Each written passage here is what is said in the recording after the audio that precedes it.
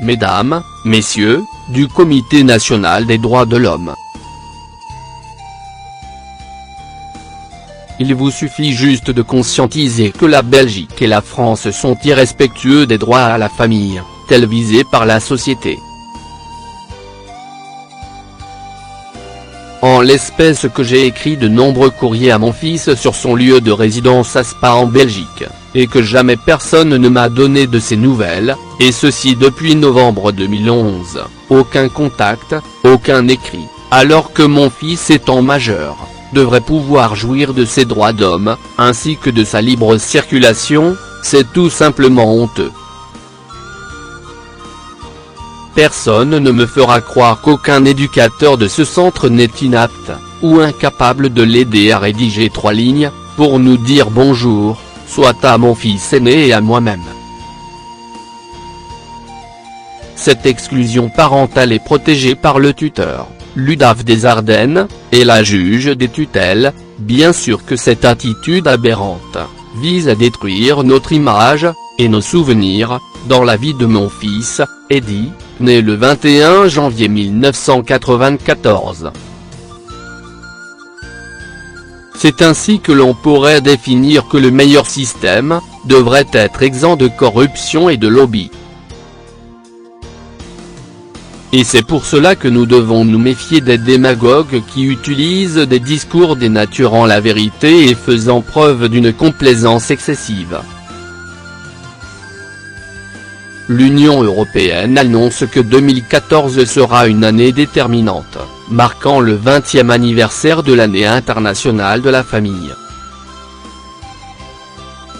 Mais en France de nombreuses familles ne sont pas ou plus naturelles mais institutionnelles, elles ne remplissent pas les objectifs de l'année internationale de la famille.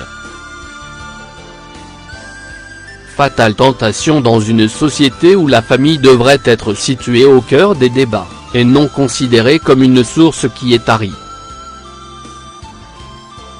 Nous pourrons retenir que devant l'échec patent des droits à la famille, un parent n'a plus sa place au sein d'une société démocratique, son ostracisme sera éhonté, dès lors que les prémices de ces violences institutionnelles rendent le droit insipide, qui est privé de toute saveur intellectuelle ou morale, et porte atteinte à sa dignité humaine. Alors que nos enfants handicapés et de surcroît majeurs n'ont plus de droit à la famille telle visée par la société, mais dépendent de leur papa institutionnel, juge des enfants ou homologue, puis juge des tutelles, et leur maman institutionnelle aide sociale à l'enfance puis un tuteur institutionnel, oubliant intentionnellement la légitimité de la famille naturelle. Le corollaire rigoureux d'une institution criminelle, c'est d'user de l'abus de pouvoir. Pouvons-nous associer cette dénomination Illuminati utilisée comme terme générique dans la théorie du complot, pour synthétiser des théories identifiant ces conspirateurs visant à la destruction des familles? Si c'est cela les droits de l'homme, il faut se poser la question pourquoi nos pères se sont battus pour la Déclaration universelle des droits de l'homme? Source: les familles, cœur de la société. Nous devons instituer un partenariat avec les familles afin de formuler un nouveau contrat social qui nous donne les moyens d'affronter les défis du XXIe siècle dans tous les secteurs de l'activité humaine. Nous devons rendre aux individus leur juste place dans un développement enrichi par notre diversité et nourri par notre détermination d'instaurer la paix dans le monde. J'ai tenu à donner un visage humain à ces exactions émanant de la France vis-à-vis de personnes humaines. Pièce jointe. L'institution judiciaire en France a tendance à faire preuve de criminalité, qui est condamnable d'un point de vue moral, contraire au principe de l'état de droit, visant à priver l'institution familiale de sa conscience. Ne pas accepter le contradictoire peut représenter une discrimination mais également une corruption.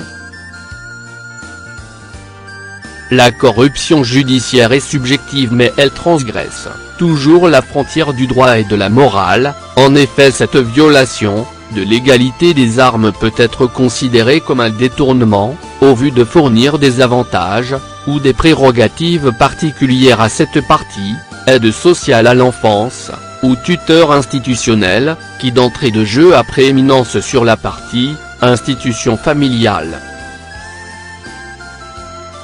Encore une belle image de la fracture sociale en France, où d'entrée de jeu les institutions ont prééminence sur les familles, où la justice s'attache à creuser des fossés, en violant l'égalité des armes, et l'exclusion parentale.